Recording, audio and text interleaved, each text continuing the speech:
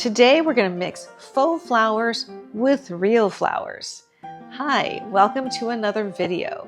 It's not quite spring, but I'm dying to use spring flowering branches. So I took a chance and ordered these white cherry blossoms from Amazon. I was pleasantly surprised at the quality that I got. They're actually very, very nice. They're very realistic looking. So I figure I'll show you in a video how we're going to use this. Now I have here a gray blue urn that I purchased from Hobby Lobby. Those of you who went with me on the shopping trip to Hobby Lobby for my winter design show or my holiday design show saw me buy this for the reindeer wreath arrangement. I bought two of these, one for me and one for the show. So I've always liked this container. I found it to be very interesting and classic. I love the color, this beautiful gray blue, and I like that it's slightly footed. I like containers that it's sort of elevated off the table. Now, I also have here two stems of faux branches. These are really gorgeous. I don't know if you can see in the video, but they've got little green buds and like a woody stem. They're so realistic. I mean, you really have to touch them to know that they're faux. Now, these I purchased from the San Francisco Flower Market. There's a vendor there that sells dried flowers, containers, and really, really high-end silks. These were kind of expensive. I don't know, $15, $16 a stem, but you can reuse them. And I actually use them in some of my Ikebana-inspired videos as well. So I'm going to start with the branches. I'm going to set sort of a line first in this container. Now, I'm imagining something of an asymmetrical sort of crescent shape arrangement in here, but really kind of free form because I just really want to showcase the beauty of these branches. Okay, I'm going to start with my top line here, which I'm going to set over here on this side. Okay, and I want it to be a little bit more upright like this. Okay. Okay, maybe it doesn't want to go upright. I think I need to go more upright. There we go. All right. And then I'm going to set another line on a diagonal to this line.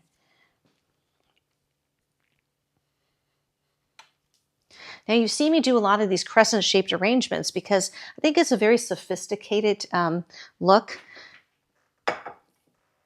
And it makes it kind of easy to do a large arrangement without a ton of floral material. And then I've shortened a lot of these cherry blossoms down. I think it was 3 stems in one order. I bought two packages of this. I think they're pretty inexpensive, around $7 a stem, which is pretty good for high quality silks like these. Now, when using faux flowers, the most important thing is color. When the color is unrealistic or gaudy, it is really awful. So when I'm buying faux flowers, I try to buy whites or pale pinks or green, things that are easy to mimic, if that makes sense.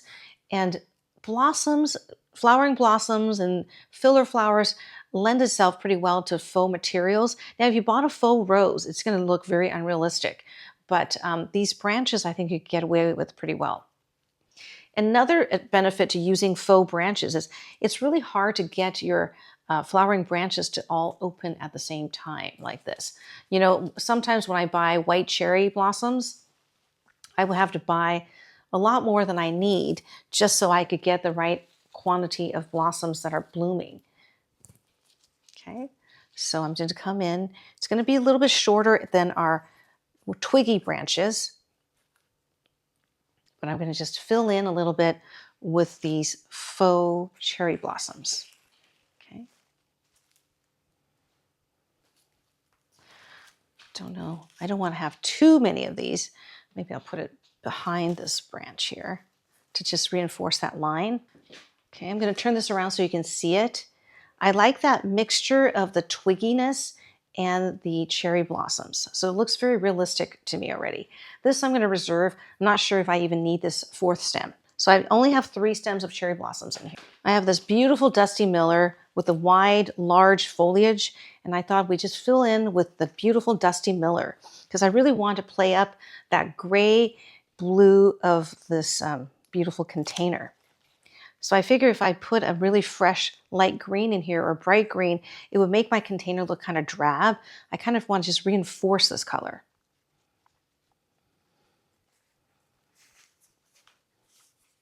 I think this is a little tall. It's kind of interfering with my cherry blossoms. I'm going to cut this down a little bit.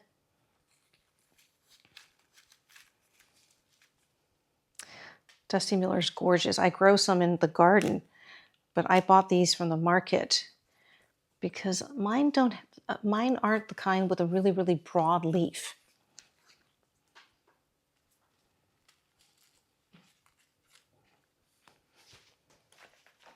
The Dusty Miller, if it starts to wilt, you can submerge the whole leaf in water and it will perk up. And it's a very long-lasting material. I love how it's velvety, and that color is just phenomenal with this container, I think.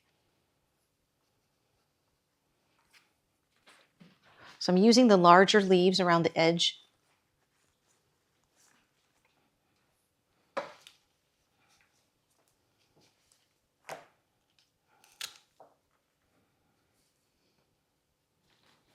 The challenge is it's kind of hard to get sometimes these softer, thick stems into the foam. So you kind of have to work it in. And that's why I want to go ahead and use a Dusty Miller first, because it's hard to add that in once you've got other stems in here. Okay. This is the only greenery that I'm going to use for this arrangement is the Dusty Miller. Like I always say, the greenery should really add to the design of your arrangement. Don't think of greenery as just something you need to use to fill up space. I mean, that's just one of my pet peeves when I see, florists use greenery that doesn't make any sense. There are a lot of workhorse greenery that professional florists we use, like leather fern and things like that. Just not a fan. Even when I'm doing design work for my clients for large events, I almost never use leather fern because I don't personally like it. And if you're using a lot of these spring flowers, I don't know, like sort of a tropical fern foliage doesn't seem to make sense to me. So I like to use Pittosporum and Salal. Common name for Salal is lemon leaf. It actually looks sort of like a lemon leaf. And Salal is actually something you can find growing under redwoods in our California rainforests. My son taught me that. We actually have rainforests in California. Some of the large woodland redwood parks are rainforests. You wouldn't think that in California where, it's pretty dry. But we have areas in Northern California that get so much fog and quite a bit of rain. Okay. So now we're all greened in with the Dusty Miller. And I'm going to keep this arrangement sort of simple because I just want it to be clean and have a lot of lines. I have some pale blue hydrangeas and this beautiful peach rose called Phoenix. I'm not even sure if we need the hydrangeas in here. Maybe we'd use a couple of stems of hydrangeas just to have a little bit of blue. But I just don't want the blue to clash with the blue of our container too much. So I went for a very pale blue. It's almost like a white kissed with blue. So I'm adding 2 hydrangeas in here. I'll turn around to show you. It's quite beautiful. It's very subtle. And then I'm going to fill in with these beautiful Phoenix roses.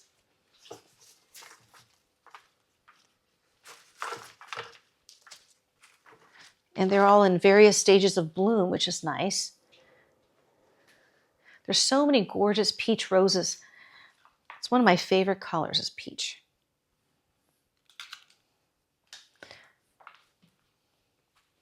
going to just add it in a cluster here.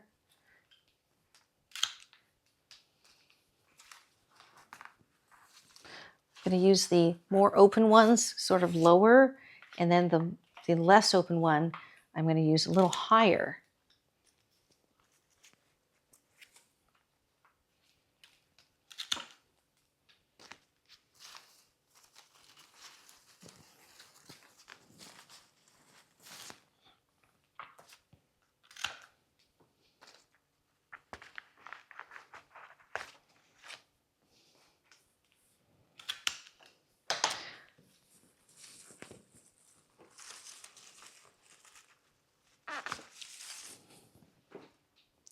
going to turn this around to show you.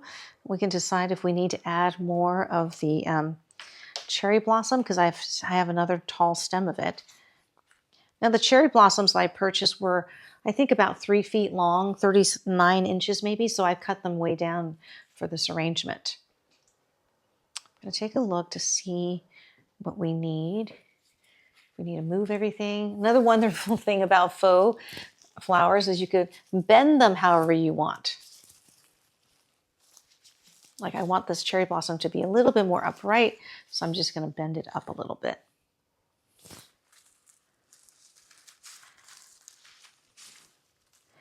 Yeah, looks good. Looks really beautiful. So yeah, color is very important when using faux flowers. You want to make sure your faux flowers look like real flowers, at least the color. I'm going to add another rose to the side here.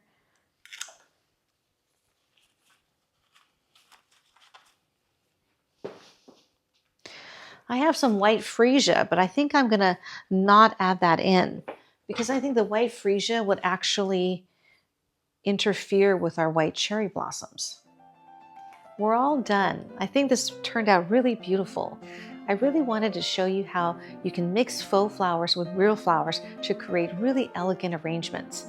And it's also really inexpensive because you only have to buy the faux flowers once. We use 7 stems of roses and 2 stems of hydrangeas for this arrangement and 1 bunch of Dusty Miller. So definitely look for beautiful containers, start collecting beautiful containers. Be on the lookout for nice faux flowers, you know, Hobby Lobby's a source, but Amazon also has some really good ones too now. And this is 3 stems of cherry blossoms. So this is actually a really expensive looking, elegant arrangement for not a lot of money. And now that you've set your lines or your faux flowers, you can really just change out the fresh flowers when they are spent. I hope I've inspired you to try this at home. As always, please like and subscribe and send me a comment, and I will see you in my next video.